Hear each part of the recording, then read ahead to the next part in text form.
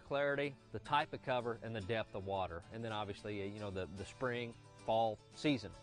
But my approach is simple. Early in the year, when the fish are in the pre-spawn phase, and the water temperatures are cold, two of my favorite choices are a jerkbait and a lipless crankbait. Those are some of the best baits for covering flats and generating strikes. The jerkbait, the pointers series, early in the spring when the water's cold, and the LVR is great when you're fishing grass flats. It's a great bait for covering a lot of water. And then once it gets a little bit later in the year and the fish get on, if you're fishing flat with stumps on it, crankbaits are a good choice. Anytime you can crank the edges of a flat, crank stumps or whatever, crankbaits are a good selection. Then in the summertime, an obvious choice would be topwater. Those are the biggest things. Let the type of cover, the depth, and the season dictate how you're going to fish your flats and your bait selection. When you talk about fishing points, the thing you got to understand is what makes them so good. A lot of guys will say, hey, why do you watch TV? All the professionals are always fishing points. 90% of the time, it's the perfect transition place for bass. They hold on points going into spawn. They hold on points coming out of the spawn. If they're coming back out to the main lake for their summer pattern, they stop and hold on points. It's a great ambush place. The bait fish are bad about being in these areas. So, when you start bass fishing, one of the first things you got to learn to fish is a point.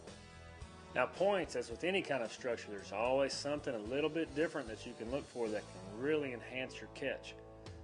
Anytime you catch a fish on a point, you want to really make a mental note of right where you caught that fish, and maybe after you complete fishing there, go over and look at where you caught him with your electronics.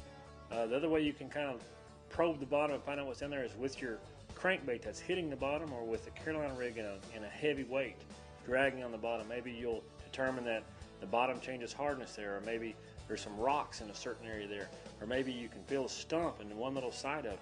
And what that can also mean, and you can do this with careful map study and careful electronic study, is find maybe where the end of the point maybe makes a little curve out, or makes a little nut off the side, or makes one little bitty change, or maybe there's a little bulb on the side of it, or maybe there's a flat spot where the points continue to get deeper, and it makes one little area where it's the same depth for a while and then drops off at the end.